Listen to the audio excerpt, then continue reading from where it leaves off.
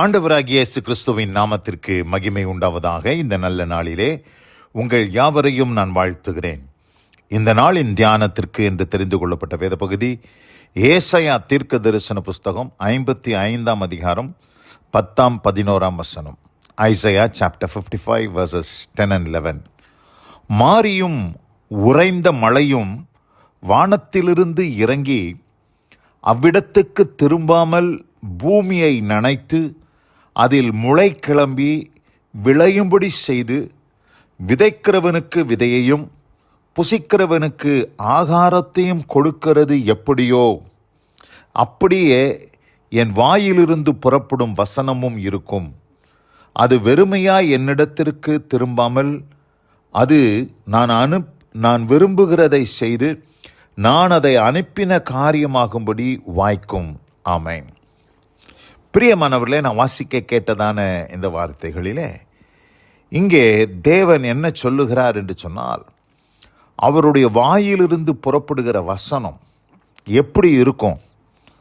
அது வெறுமையாய் திரும்பாது, அது அனுப்பின காரியமாக அது வாய்க்கும் என்பதை இந்த இடத்துல ஆண்டவர் வலியுறுத்துகிறார். அதற்கு ஒரு உதாரணத்தை கொடுக்கிறார்.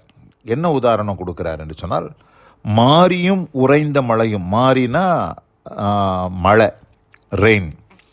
மாரி உறைந்த மழை. உறைந்த மழைனா ஸ்னோஃபால்.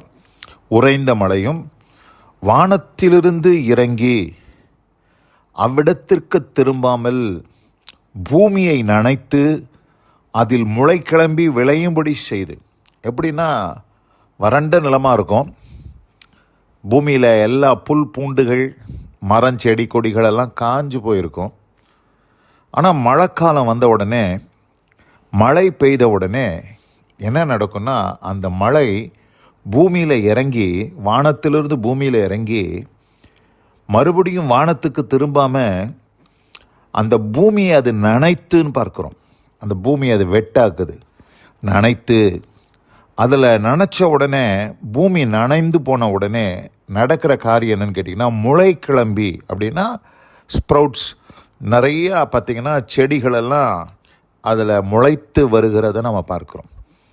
ஷூட்ஸு, ஸ்ப்ரவுட்ஸு எல்லாமே பார்த்திங்கன்னா அதில் முளைத்து வரக்கூடியதை நாம் பார்க்க முடியும். அநேக புற்பூண்டுகள், செடி கொடிகள், தானியங்கள், இது எல்லாமே பார்த்திங்கன்னா முளைத்து கிளம்புகிறத பார்க்குறோம். அது முளைத்து கிளம்புகிறது மாத்திரமல்ல, அது விளையும்படி செய்து. எது விளையும்படி செய்து? அனுப்பின மழை, வானத்திலிருந்து பெஞ்ச மழை விதைகளை முளைக்க செய்கிறது மாத்திரமல்ல, அது விளைய செய்கிறது. அது ஒரு நல்ல ஹார்வெஸ்ட்டுக்கு ஏற்ற மாதிரி நல்ல ஒரு விளைச்சலை கொடுக்குது. அந்த விளைச்சல் எப்படிப்பட்ட ஒரு விளைச்சல் அப்படின்னு பார்க்கும்போது, விதைக்கிறவனுக்கு விதையையும் புசிக்கிறவனுக்கு ஆகாரத்தையும். அப்போ விதை என்பது இன்வெஸ்ட்மெண்ட், அதாவது நம்ம முதலீடு செய்வதற்கான ஒரு சந்தர்ப்பத்தை உருவாக்கி தருகிறார். சிலருக்கு விதை மாத்திரம்தான் இருக்கும், ஆனால் புசிக்கிறதுக்கு ஒன்றுமே இருக்காது. கையில் அந்த தானியம் பார்த்திங்கன்னா மீதி இருக்காது. ஏன்னா அந்த அளவுக்கு தான் விளைச்சல் குறைவாக இருந்தது. ஆனால் நன்றாய் மழை பெய்யும் பொழுது என்ன நடக்குது? விதைக்கிறவனுக்கு விதை, அதாவது ஃபார் த சோயர், அவனுக்கு சீடையும், புசிக்கிறவனுக்கு சாப்பிடுகிறவனுக்கு ஆகாரத்தையும் கொடுக்கத்தக்கதாய், அதை மறுபடியும் இன்வெஸ்ட் பண்ணத்தக்கதாகவும், தொடர்ந்து அதை மிகுதியாய் புசிப்பதற்கு அந்த வருஷம் முழுவதும் உட்கார்ந்து சாப்பிட்ற அளவுக்கு அந்த விதை தானியங்களை ஆண்டவர் ஆசீர்வதித்து தருகிறார். அதுபோல என் வாயிலிருந்து புறப்படுகிற வார்த்தையும் இருக்கும் என்று சொல்கிறார். தர்மியான இந்த நல்ல நாளிலே பிரியமானவர்களே, வசனத்தை கேட்கிற அன்பான சகோதரி சகோதரியே, உங்கள் வாழ்க்கையில் தேவனுடைய வார்த்தை அது கிரியை செய்வதற்கு ஆண்டவர் விரும்புகிறார். என்ன சொல்லுகிறார் என்று நான் பார்க்கும்போது, நான் என் வாயிலிருந்து புறப்படும் வசனமும் அப்படியே இருக்கும், அது வெறுமையாக என்னிடத்திற்கு திரும்பாமல், எப்படி மழை பெய்து பூமியை நனைத்து முளைத்து விதைக்கிறவனுக்கு விதையும் புசிக்கிறவனுக்கு ஆகாரத்தையும் கொடுத்ததோ, அதுபோல நான் விரும்புகிறதை செய்து நான் அதை அனுப்பிய காரியமாகும்படி வாய்க்கும். நான் விரும்புகிறதை செய்து, நீங்களும் நான் விரும்புகிறத செய்யறதுக்கு ஆண்டவர் அவருடைய வசனத்தை அனுப்பலை. ஆண்டவர் உங்கள் வாழ்க்கையில் சில காரியங்களை விரும்புகிறார். அப்படி விரும்பின காரியத்தை உங்கள் வாழ்க்கையில் செய்வதற்கு தான் வசனத்தை அனுப்புகிறார். அந்த வசனம் உங்கள் வாழ்க்கையில் தேவன் விரும்பின காரியத்தை செய்து, எதற்காக தேவன் அந்த வார்த்தையை வாக்குத்தத்தத்தை உங்கள் வாழ்க்கையில் கொடுத்தாரோ அது கொடுக்கப்பட்ட நோக்கத்தை நிறைவேற்றிதான் அந்த வார்த்தை தேவனிடத்திற்கு திரும்பும். ஆனால் இன்றைக்கு அநேகருடைய வாழ்க்கையில் அந்த வார்த்தைகள் எவ்வளவு வாக்குத்தத்தங்கள் ஆண்டவர் பேசினாலும், எவ்வளவு வசனங்களை தேவன் கொடுத்தாலும் நிறைய பேருடைய வாழ்க்கையில் எந்த மாற்றமும் இல்லை. ஏன்னா சில நிலங்கள் எவ்வளவுதான் மழை பெஞ்சாலும் பார்த்திங்கன்னா அதில் ஒன்றுமே விளையாது. அதுபோல் இன்றைக்கு ஆண்டவர் கர்த்தருடைய பிள்ளைகளுக்கு வசனத்தை தருகிறார். ஆனால் அந்த வசனம் நிறைய பேருடைய வாழ்க்கையில் ஒன்றுமே கிரியை செய்ய மாட்டேங்கிறது. ஏன் என்று சொன்னால், வார்த்தையாகவே இருக்கக்கூடாது. வார்த்தை என்னவாக மாற வேண்டும் என்று சொன்னால், யோவான் 1:14 வாசிக்கும் போது அந்த வார்த்தை மாம்சமாகி என்று பார்க்கிறோம். அந்த வார்த்தை என்னாகணும்? மாம்சமாகணும். மாம்சம்னா நம்முடைய வாழ்க்கையில் அந்த வார்த்தை அப்ளை ஆகணும். அதை ப்ராக்டிக்கலாக நம்முடைய லைஃப்பில் அப்ளை பண்ணணும்.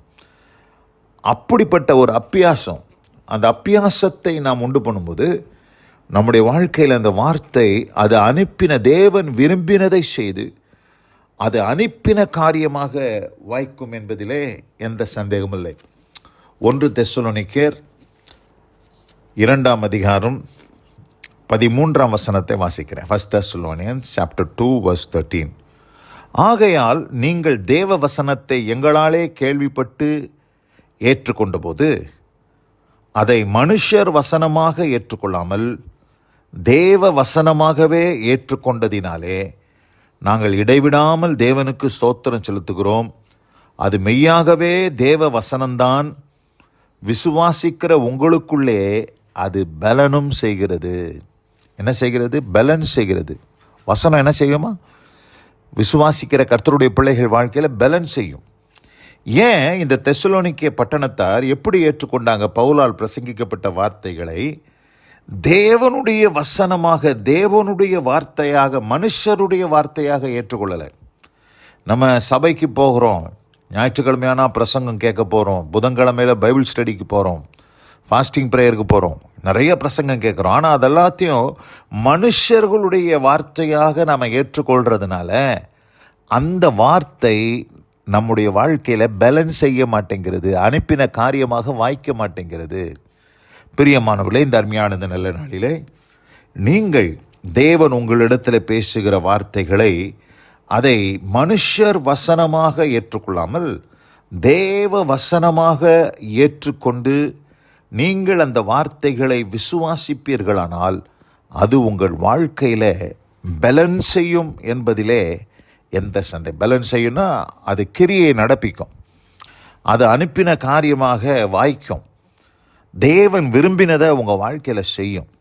இந்த அருமையான இந்த நல்ல நாளில் கூட வசனம் கேட்ட பிள்ளைகள் ஒவ்வொருத்தருடைய வாழ்க்கையிலும் தேவன் வாயிலிருந்து புறப்படும் வசனம் அது எப்படி இருக்க வேண்டும் என்று சொன்னால், வானத்திலிருந்து பெய்த மழை எப்படி அது பூமியை நனைத்து பூமியில் இருக்கிற முளைகளை கிளம்பச் செய்து அவைகளை விளைய செய்து விதைக்கிறவனுக்கு விதையும் புசிக்கிறவனுக்கு ஆகாரத்தையும் கொடுத்ததோ, அப்படியே தேவனுடைய வாயிலிருந்து வந்த வசனம் உங்கள் வாழ்க்கையில் இருக்க வேண்டும்.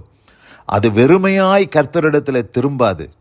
அது தேவன் விரும்புகிறதை செய்து அதை அவர் அனுப்பின காரியமாகும்படி உங்கள் வாழ்க்கையில் வாய்க்கும் என்பதிலே எந்த சந்தேகமில்லை. ஆதலால் நீங்கள் விசுவாசத்தோடு மனுஷர் வசனமாக ஏற்றுக்கொள்ளாமல் தேவனுடைய வார்த்தை என்று விசுவாசித்து நீங்கள் ஏற்றுக்கொள்வீர்களானால் உங்கள் வாழ்க்கையில் அது பேலன்ஸ் செய்யும். இந்த வார்த்தைகளை கேட்டவங்க ஒவ்வொருவரையும் கர்த்தர் ஆசீர்வதித்து காப்பாராக. God bless you all. ஆமென், ஆமென். நாம் ஜெபிப்போம். எங்களை அதிகமாக நேசிக்கிறீங்களா அன்பின் பரலோக பிதாவே, தேவனுடைய வாயிலிருந்து புறப்படுகிற வசனம் அது வெறுமையாய் கர்த்தரிடத்தில் திரும்பாமல் அது அவர் அனுப்பினதை அவர் விரும்பி அனுப்பின காரியமாய் அது வாய்க்கும் என்பதை நாங்கள் வாசிக்க கேட்டது போல உம்முடைய பிள்ளைகளின் வாழ்க்கையில் நீர் உரைத்த வார்த்தைகள் பேலன்ஸ் செய்யும்படியாக, அது வாய்க்கும்படியாக, நீர் விரும்பினதை செய்யும்படியாக நாங்கள் ஜெபிக்கிறோம்.